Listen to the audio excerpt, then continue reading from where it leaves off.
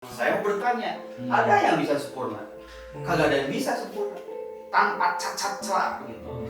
Bahkan itu orang-orang yang boleh bilang ambil bagian di dalam aktivitas gereja, tapi sebenarnya masih dangkal. Banyak hal yang mungkin buat kita menjadi kenyamanan karena kita mau menjadi serupa Kristus harus disangka. Yes. Gitu. Kedewasaan rohani itu berkaitan erat dengan yang namanya pertumbuhan.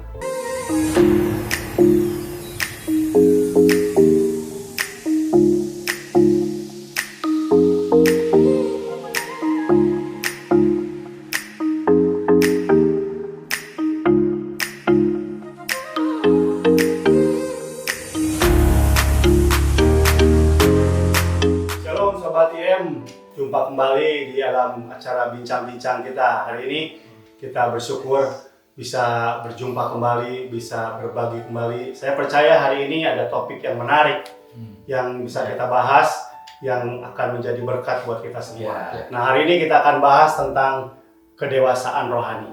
Nah, sebentar kita akan mendengar sharing dari teman-teman, Iya. pengalaman-pengalaman apa yang sudah Tuhan bawa untuk kita masuk dalam proses kedewasaan rohani. Mungkin Bro Sandy. Oh, siap. Kalau saya sendiri sih melihat begini, bahwa kedewasaan rohani itu kan berarti harus ada tolok ukurnya. Orang dewasa itu seperti apa sih? Orang dewasa itu bagaimana sih? Tentu itu menjadi ukuran sehingga kita bisa melihat kedewasaan itu sudah tercapai atau belum. Nah, kalau saya percaya bahwa kita sebagai orang-orang pengikut Kristus tidak ada lagi tolok ukur yang bisa menjadi patokan buat kita selain karakter Kristus itu sendiri. Jadi karakter Kristuslah yang harus menjadi tolok ukur seberapa kita hidup dalam kedewasaan secara rohani. Saya pikir sih itu ya, kalau dari ini kita bisa sama-sama lihat ya. Tolak ukurnya menjadi seperti Kristus. Iya, gitu iya. Yes. Nanti kita akan bahas lebih dalam itu ya. Iya. Mungkin Brother. Ya, setuju bahwa keserupaan dengan Kristus kan goal akhir begitu ya. Yes. Kalau kita ingin bicara bahwa seseorang itu dewasa, tapi ada kebenaran firman Tuhan yang harus kita pahami di Injil Matius. Kita akan buka ya Injil Matius pasal 5 ayat 40. Nah, ini ayat yang membuat orang bisa frustasi. Karena itu haruslah kamu sempurna sama seperti Bapamu yang di surga adalah sempurna. Saya mau bertanya, ada yang bisa sempurna? Kagak ada yang bisa sempurna tanpa cacat celah begitu. Tetapi kalau kita sama-sama saling belajar, ternyata kata sempurna di sini artinya apa? Kedewasaan penuh. Di Efesus 4 itu arti katanya sama. Efesus 4 ayat yang ke di sini ya, sebentar ya. Efesus 4. Nah, ayat yang saya bacakan dari ayat yang ke-13. Sampai kita semua telah mencapai kesatuan iman dan pengetahuan yang benar tentang anak Allah. Pengetahuan yang benar tentang anak Allah, kedewasaan penuh dan tingkat pertumbuhan yang sesuai dengan kepenuhan Kristus. Wah. Jadi sempurna di situ bukan tanpa cacat celah. Iya.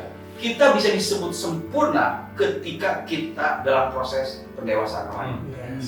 Iya. Tidak terlalu berat. Ketika kita ingin jadi dewasa, ada chord besarnya untuk jadi dewasa dan menjadi keserupaan dengan Kristus. Kita tidak akan pernah sama dengan Kristus, betul nggak? Tapi kita akan seperti Kristus. Itu sudah sempurna menurut Tuhan. Itu saya lihat. Jadi yuk kita sama-sama belajar ya, mengenal Kristus lebih dalam lagi. Iya. Jadi ada kata tadi dibaca di ayat itu, sampai kita mengalami kepenuhan Kristus. Pengenalan Itu berarti kan memang ada proses yang memang kita harus Iya. serius responi ya. Betul. Iya. Oke. Memang masalahnya orang hari-hari ini nggak terlalu respon kepada yang namanya pendewasaan. Mungkin. Betul. Kira-kira Om dulu. Ya, kalau dari saya gini, kedewasaan rohani itu berkaitan erat dengan yang namanya pertumbuhan. Nah, Iya. di Alkitab sudah jelas dikatakan minimal ada 3 lah yang harus kita ambil mengenai pertumbuhan kehidupan kita. Yang pertama adalah Alkitab menceritakan bahwa kita sama seperti bayi yang baru lahir, kemudian harus bertumbuh menjadi seorang mempelai.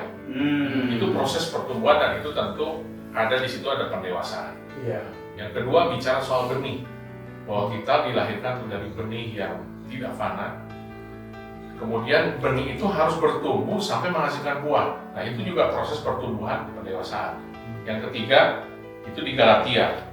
Dikatakan Galatia 2 ayat 20, namun aku hidup tetapi bukan aku sendiri yang hidup, melainkan Kristus yang hidup di dalam aku.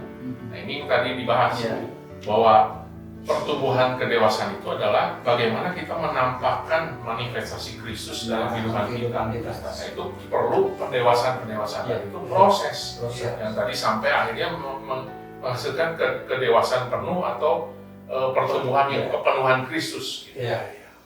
Nah kira-kira itu sih berkaitan dengan kedewasaan rohani. Nah sekarang ini kalau kita melihat realita orang-orang percaya sekarang, sebenarnya seperti yang dikatakan di Alkitab bahwa banyak orang yang secara usia tuh harusnya sudah bisa mengajar. Artinya mereka tuh sudah dewasa. Tapi kenyataannya mereka masih seperti bayi yang terus perlu diberi susu.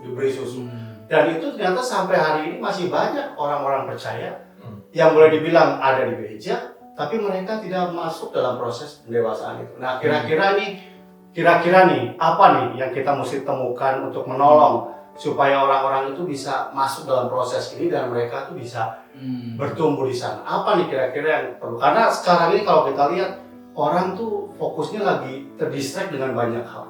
Iya, bagus. Terdistract sekali apalagi dengan kondisi yang sulit ya kayak begini. Mereka akhirnya nggak fokus kepada apa yang Tuhan mau dalam pendewasaan. Boleh saya kasih? Boleh silakan. Tadi kalau kita baca lagi di Efesus ayat 4 itu sebetulnya jelas sekali ya. Dia bilang begini. Ayat 14, Efesus 4 ayat 14. Sehingga kita bukan lagi anak-anak yang diombang-ambingkan oleh rupa-rupa angin pengajaran, oleh permainan palsu manusia dalam kelicikan mereka yang menyesatkan. Ayat 15 menarik. Tetapi dengan teguh berpegang kepada kebenaran di dalam kasih, kita bertumbuh di dalam segala arah ke arah Dia, Kristus yang adalah kepala. Jadi kedewasaan itu sebetulnya, saya kembali dengan kata suka, artinya otomatis dampak dari kerinduan kita pengenalan akan Tuhan. Jadi kalau orang-orang sepertinya dewasa, tapi pada kenyataan tadi Koniko bicara banyak orang yang tidak dewasa, jangan-jangan dia tidak ingin mengenal Kristus, tapi mengetahui Kristus. Beda. Kalau mengenal ada proses. Kalau mengenal ada relasi, ada saling keterkaitan, ada saling berkorban. Tapi kalau mengetahui penggemar, cuma informasi saja ya. Baik, itu aja. Jadi cukup mengerikan juga ya kalau begitu banyak orang aku percaya hari-hari ini, tapi dangkal betul dalam pengenalannya dan otomatis tidak dewasa. Dan tidak dewasa. Bahkan itu orang-orang yang boleh bilang ambil bagian di dalam aktivitas gereja, tapi sebenarnya masih dangkal. Jadi yang pertama tadi masalah pengenalan ya, betul. Dibutuhkan hati yang haus untuk mereka mengenal Tuhan. Bicara pengenalan bukan sekedar mengetahui, tapi ada tadi interaksi, relasi, hubungan yang saling begitu ya. Oke. Mungkin ini kalau saya ini dari sisi, kalau kita bicara pertumbuhan kedewasaan dari sisi benih. Nah, benih ilahi itu yang ada dalam kehidupan kita itu otomatis mengandung DNA-nya Kristus. Jadi kalau ada orang yang ceritanya mengaku percaya Yesus tapi tidak mengalami pertumbuhan, ya kita lihat apakah benih itu ada nggak dalam kehidupan dia. Ya apakah dia benar-benar menerima benih yang Kristus berikan dalam kehidupan kita. Kalau kita punya, pasti benih itu bertumbuh. Nah, memang dalam pertumbuhannya mungkin ada masalah-masalah, ada gangguan-gangguan. Ya, baru-baru ini saya baru memotong pohon yang tumbuh di depan rumah saya. Kenapa? Ternyata saya baru sadar kenapa pohon itu sudah bertahun-tahun tapi nggak bisa bertumbuh. Ternyata banyak benalu. Jadi ranting-rantingnya itu diikat sama akar-akar benalu. Wah, akhirnya saya papas semua, cut semua. Setelah dikat itu mulai tumbuh. Ada tunas, ada bunga, mulai muncul. Nah mungkin ada kehidupan orang-orang tertentu yang memang mengalami masalah-masalah yang akhirnya membuat dia tidak bisa bertumbuh. Nah itu yang memang harus dibereskan. Ya, mungkin nanti kita akan bahas masalah-masalah apa yang menghambat pertumbuhan kedewasaan rohani. Menarik banget. Jadi yang pertama tadi Om Diki bilang soal pengenalan akan Tuhan ya, itu Om Dudung bagian tentang bagaimana punya benih. Ya, memang orang percaya itu sebenarnya dia harus punya benih itu. Ya. Ya. Ya, mungkin ada yang udah punya benih juga, tapi sebenarnya nggak bertumbuh. Bisa jadi karena tadi ada problem, ada masalah itu ya. Nah sekarang pertanyaannya sebelum nanti Bro Candy, itu gimana supaya benih yang dia terima itu benar-benar bisa berbuah gitu, Iya. bertumbuh gitu. Iya. Saya pernah dapat sebuah sebuah pembelajaran tentang orang yang kalau ada pohon tuh, pohon mangga itu kalau pengen bertumbuh itu dia kadang-kala ketika dia sudah mana tuh suka di ini apa tuh ya, di kayak Dibersihkan. di kapas gitu, dicacak-cacak gitu ya kalau gitu. Sampai akhirnya melahirkan sebuah pertumbuhan yang lebih baik. Iya. Nah, itu kan bicara tentang bagaimana sebuah proses untuk menumbuhkan buah itu tuh ada satu proses yang menyakitkan gitu ya.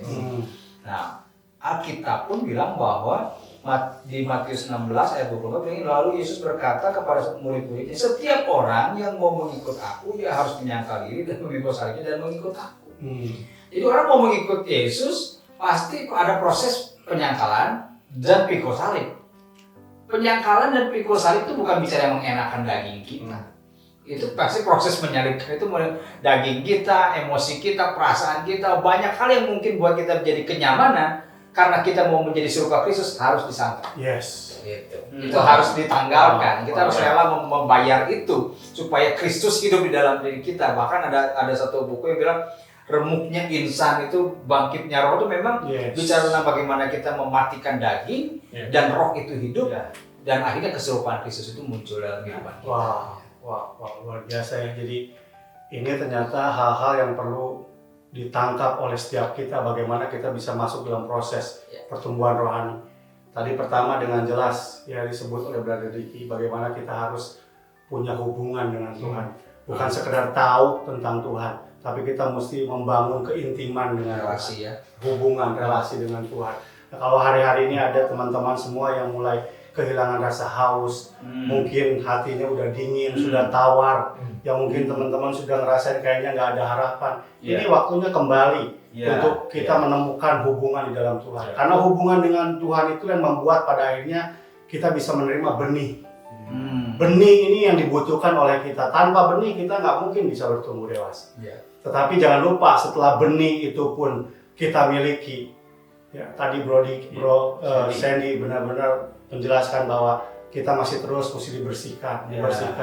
Karena masih banyak hal-hal yang menghalangi, yaitu kedagingan kita, ya emosi kita, mungkin keinginan-keinginan duniawi kita sehingga menghambat benih itu bisa tumbuh. Jadi saya percaya sharing kita hari ini tentang kedewasaan rohani ini adalah hal yang paling dibutuhkan di hari-hari ini supaya kita bisa terus bergerak, bahkan kita bisa benar-benar dipakai Tuhan di tengah-tengah masa sulit ini. Tuhan cari orang-orang yang mau bertumbuh dewasa di dalam Yesus. Mungkin itu saja, ada yang mau ditambahin kira-kira Bro? Cukup. Bungkus. Ya. Oke, sampai di sini jumpa kita. Kita akan bertemu kembali dalam episode berikutnya. Kita akan mendengar kabar-kabar yang lebih baik supaya kita bisa terus bertumbuh bersama-sama. Tuhan berkati.